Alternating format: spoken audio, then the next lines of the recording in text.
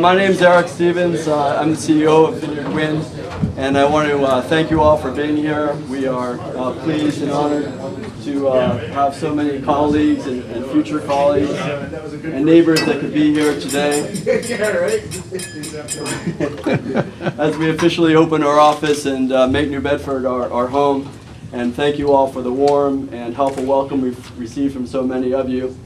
I want to especially thank Mayor Mitchell and the New Bedford State House delegation, as well as Speaker Pro Tem Haddad, for being here with us today. It's thanks to all of their strong leadership, both at the state and local levels, and working together, that we're here today opening a new business in what will soon become a growing and vibrant new industry for Massachusetts and the South Coast. Together, these leaders have played a critical role in putting the Commonwealth on the path of being powered by 1,600 megawatts of offshore wind within 10 years, which will make this region the national leader in offshore wind and create an exciting new industry for Massachusetts and do our part in fighting climate change.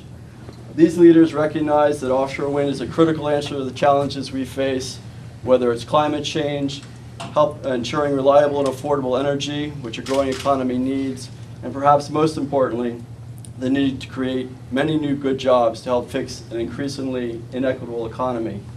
And we here at Vineyard Wind are going to be doing our part and working hard day in and day out to deliver on the promise and opportunity of offshore wind. And we look forward to working with many of you as we do this. Vineyard Wind is committed to building the first project, a project of significant scale, and building it quickly within 5 years. And in so doing, we will work with the local workforce and businesses in the city and region as much as we can.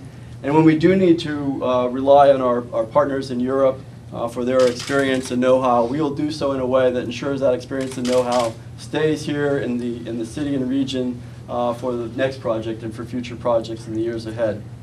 Now, our analysis shows that the New Bedford port is perfectly sized to build 400 megawatts of offshore wind each and every year, year after year, and starting in just a few years.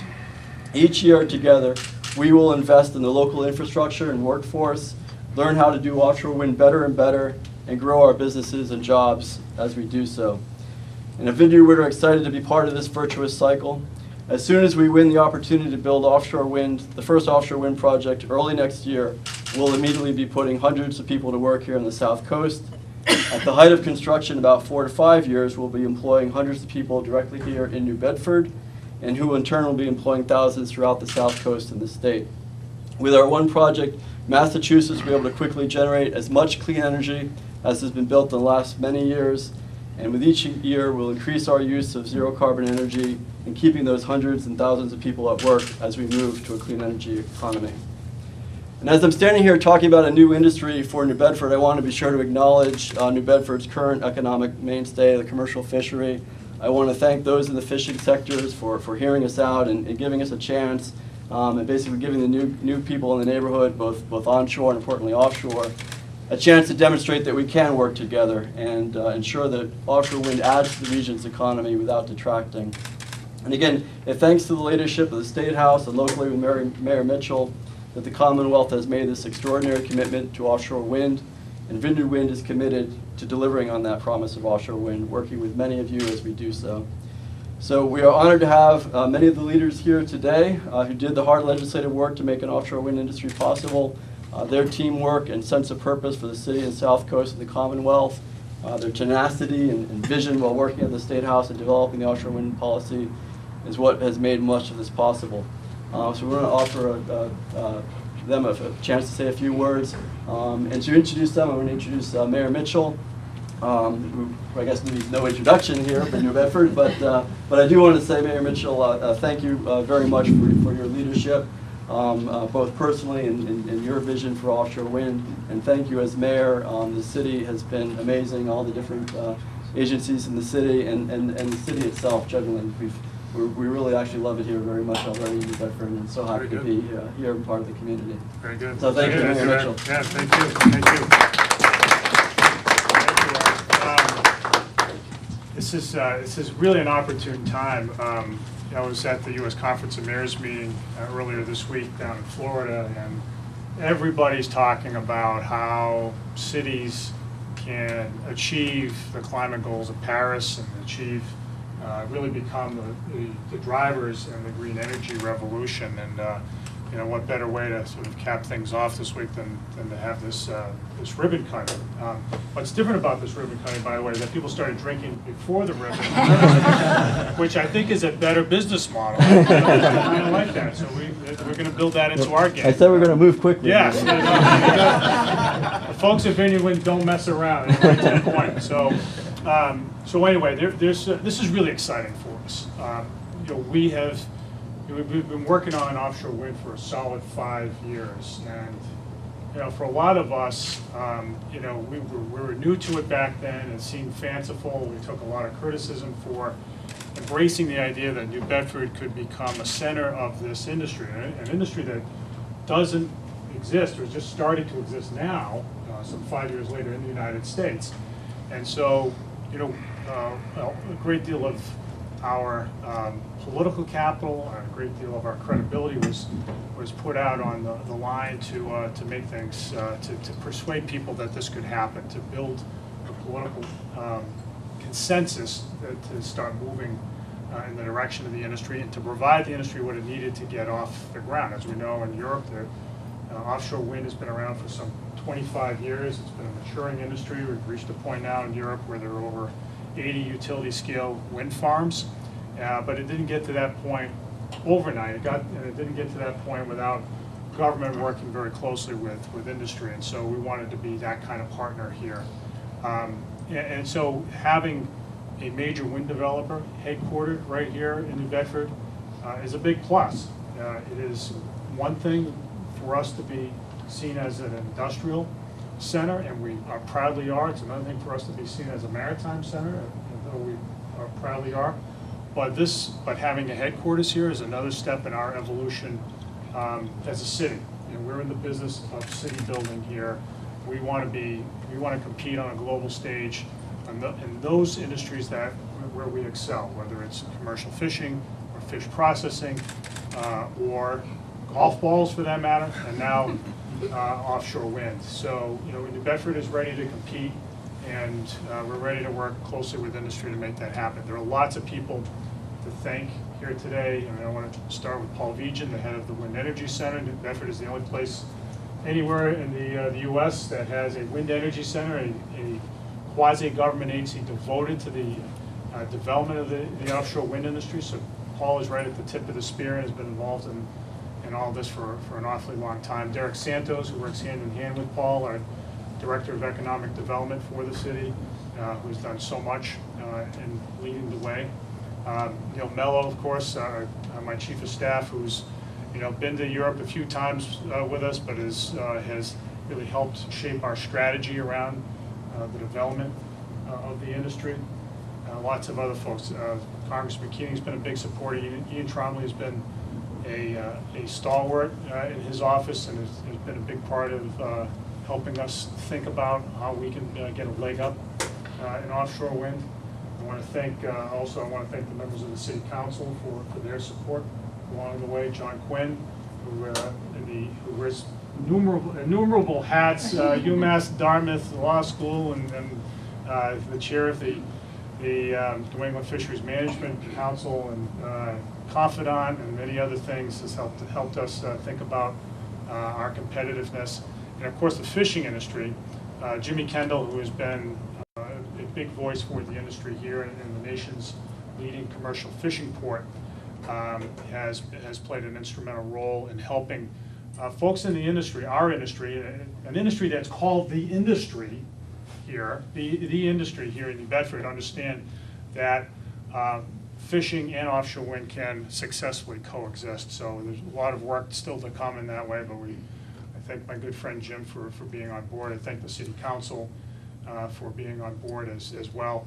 As I said, there was for going back 5 years now, the beginning of a groundswell in terms of political support for this industry, and somewhere along the way, I had a conversation with our next speaker, Pat Haddad, the House Speaker Pro Tem, and somehow we infected you with the offshore wind bug, and she worked her magic up on Beacon Hill with the support of our local delegation here in Greater New Bedford, but I really want to say Pat Haddad played an instrumental role in making things happen. I mean, we wouldn't be here today if it weren't for the energy bill that was passed last year that makes the market for offshore wind, and really, to pick another metaphor, paves the way for a time when offshore wind will be competitive at par with fossil fuels. We're already seeing that happening in the onshore wind industry. We anticipate that that is going to continue with the evolution of wind technology and the continued investment that we anticipate coming in the years ahead. So it's been a pleasure working with Pat. I don't want to say that in the past tense because we've got other work we have to do always. But you know, I want to thank Pat. I want to thank the other members of our delegation. I want to thank Senator Rodrick, who's represented here today by Kelly Andre. But the tip of the spear was Pat Haddad. So Pat, my dear, come on up and say a few words.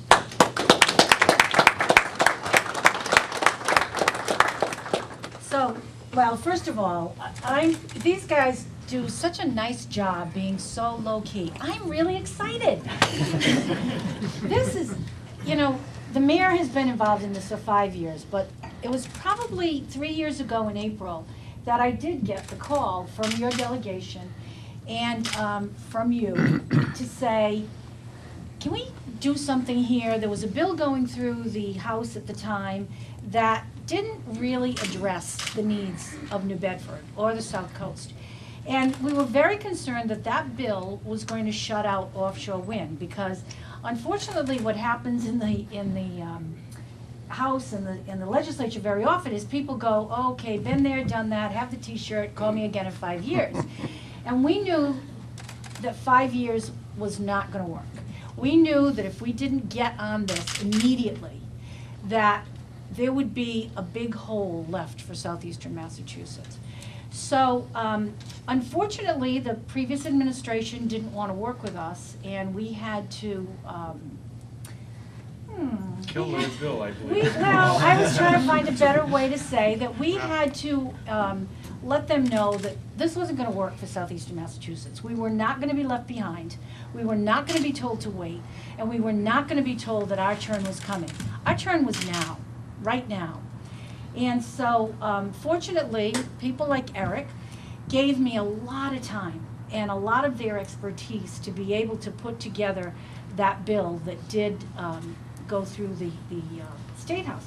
And people kept telling me, you can't do it in 2 years, you know, wait a little bit. And I kept saying, don't tell me no, because I don't want to hear it, and I'm not going to listen, and this is going to get done. And thankfully, the Speaker, the Senate President, the Governor, all finally realized that we weren't going away. We were not, the New Bedford delegation, the Fall River delegation, we were not going away. And this had to come and it had to happen. So it's great that we're here today because one of the most important milestones happened today. The RFP is actually out there. So it's happening. We're really excited. And even better news, because the administration has bought into this so completely, they've moved the dates back. So in December, a decision, the proposals must be in, and in April, we are going to see real motion on this. So in a very short time, in less than a year, you're going to be looking out at the terminal and seeing real work being done.